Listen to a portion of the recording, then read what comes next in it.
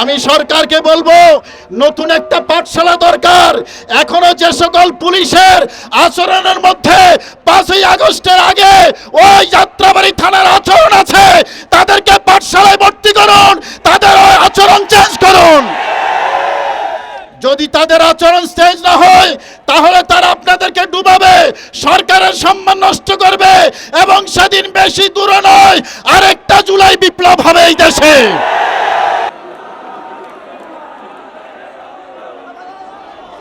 আসসালামু আলাইকুম ওয়া রাহমাতুল্লাহি ওয়া বারাকাতুহু। বিসমিল্লাহির রহমানির রহিম। সম্মানিত উপস্থিতি, সময় খুব কম। বক্তব্যের শুরুতে আমার সর্বস্তরের সুন্নি জনতাকে একটা বিষয় অবহিত করতে চাই। আহলে সুন্নাত ওয়াল জামাতের এতদিনের যেই মেরুদণ্ড, 26 তারিখ সেই মেরুদণ্ড চেঞ্জ করে ফেলেছি আমরা। আমাদের বডিতে, আহলে সুন্নাত ওয়াল জামাতের বডিতে নতুন মেরুদণ্ড প্রতিস্থাপিত হয়েছে। যেই মেরুদণ্ড মেড ইন কারবালা, এটা ভাঙ্গে কিন্তু মস্কায় না। সেই নতুন মেরুদণ্ড নিয়ে আজকে সুন্নি জনতা মাঠে নেমেছে। একজন ইমামের ইজ্জত রক্ষার জন্য, একজন আলেমের ইজ্জত রক্ষার জন্য, একজন খতিবের ইজ্জত রক্ষার জন্য, একটা হত্যা মামলার সুবিচার পাওয়ার জন্য, একজন বিধবা নারীর সেই বিচারের জন্য, একজন শিশু তার বাবার হত্যার সুবিচার জন্য, একজন সন্তানহারা মায়ের জন্য আমরা মাঠে নেমেছি। আমার ভাইরা, পুলিশ কি আচরণ করেছে আমরা সেটা দেখেছি। আমরা 5ই আগস্টের আগে সেই যাত্রাবাড়ি থানার যে পুলিশ, সেই পুলিশের আচরণ দেখছি গাজীপুরের পুবাইল থানা পুলিশের মধ্যে। কথা বলেন ঠিক কিনা? আমি সরকারকে বলবো নতুন একটা পাঠশালা দরকার। এখনো যে সকল পুলিশের আচরণের মধ্যে 5ই আগস্টের আগে ওই যাত্রাবাড়ি থানার আচরণ আছে, তাদেরকে পাঠশালায় ভর্তি করুন, তাদের ওই আচরণ চেঞ্জ করুন। যদি তাদের আচরণ চেঞ্জ না হয় তাহলে তারা আপনাদেরকে ডুবাবে, সরকারের সম্মান নষ্ট করবে এবং সেদিন বেশি দূর নয়, আরেকটা জুলাই বিপ্লব হবে এই দেশে। আমার ভাইরা, আমরা কারো পরিপক্ষ নই। এই দেশে আমাদের অধিকার আছে। সারা বাংলাদেশে হাজার হাজার আলেম ওলামা, সুন্নি পীর মাশায়েখ যারা আছে, তারা যদি মাঠে নামে তাহলে কোনো শক্তি এই দেশে দাঁড়াতে পারবে না। আমার ভাইরা, মনে রাখবেন, আমরা কোনো বিচ্ছিন্ন শক্তির নাম নয়। এই দেশে ইসলামের রেজিস্টার্ড শক্তি হলো আহলে সুন্নাত ওয়াল জামাত। আর এই রেজিস্টার্ড শক্তির নেতৃত্ব উলামায়ে কেরাম, সুন্নি পীর মাশায়েখ। কথা বলেন ঠিক কিনা? আমার ভাইরা, আমরা বিচার না নিয়ে, সুবিচার নিশ্চিত না করে আমরা ঘরে ফিরে যাব না। আমরা শহীদ হালিমকে হারিয়েছি, বিচার পাই নাই, হৃদয়ে রক্তক্ষরণ হয়েছে। শহীদ লিয়াকতকে হারিয়েছি, বিচার পাই নাই, হৃদয়ে রক্তক্ষরণ হয়েছে।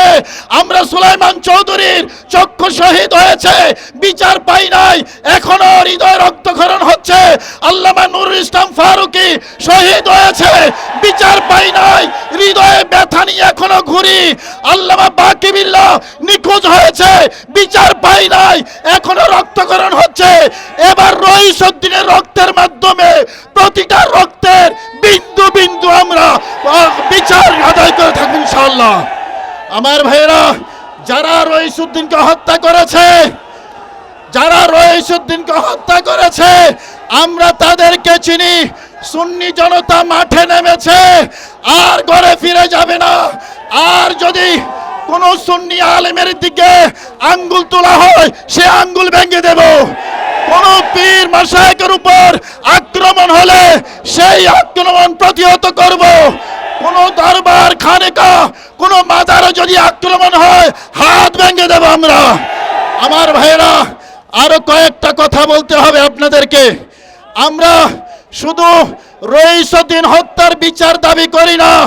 যারা মানবিক করিডোরের নামে বাংলাদেশের স্বাধীনতাকে হত্যা করার পায়তারা চালাচ্ছে, সেই সকল পশ্চিমাদের কালো হাত সুন্নি জনতা ভেঙে দেবে। যারা নারী কমিশনের নামে এই দেশে কোরআন সুন্নাহ বিরোধী নারী আইন প্রতিষ্ঠা করতে চায়, তাদেরকে আপনার পাগলাখানায় পাঠিয়ে দেব। এই দেশে কোরআন সুন্নাহ বিরোধী কোনো আইন পাশ হতে দেওয়া হবে না, হবে না, হবে না। আমার ভাইরা, আমরা চট্টগ্রামবাসী, আপনারা যারা আছেন, সেন্ট মার্টিনের কি খবর এই জনতা জানতে চায়। আপনারা রাজি আছেন তো? সেন্ট মার্টিনের কি খবর এই জাতি জানতে চায়। সেন্ট মার্টিন দিয়ে, মানবিক করিডোর দিয়ে বাংলাদেশের সীমান্ত এলাকায় আরেকটা ইসরায়েল প্রতিষ্ঠা করার পায় তারা সুন্নি মুসলমান মেনে নেবে না।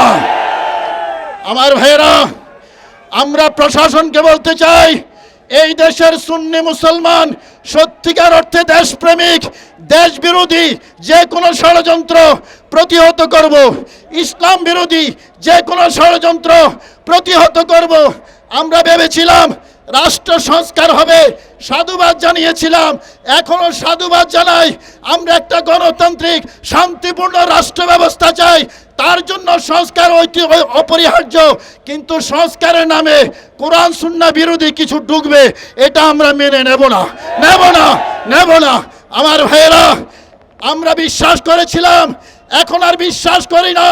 সংস্কার কমিটি কি করে সুন্নি আলেমদেরকে জানাতে হবে। সুন্নি আলেমদের মতামত ছাড়া এই দেশে কোনো সংস্কার প্রস্তাব বাস্তবায়ন হতে দেব না। আমি সবাইকে রাজপথে থাকার উদাত্ত আহ্বান জানিয়ে আজকের এই বক্তব্য এখানে শেষ করছি। আসসালামু আলাইকুম ওয়া রাহমাতুল্লাহি ওয়া বারাকাতুহু। আসসালামু আলাইকুম ওয়া রাহমাতুল্লাহি ওয়া বারাকাতুহু। বিসমিল্লাহির রহমানির রহিম। সম্মানিত উপস্থিতি, সময় খুব কম। বক্তব্যের শুরুতে আমার সর্বস্তরের সুন্নি জনতাকে একটা বিষয় অবহিত করতে চাই। আহলে সুন্নাত ওয়াল জামাতের এতদিনের যেই মেরুদণ্ড, 26 তারিখ সেই মেরুদণ্ড চেঞ্জ করে ফেলেছি আমরা।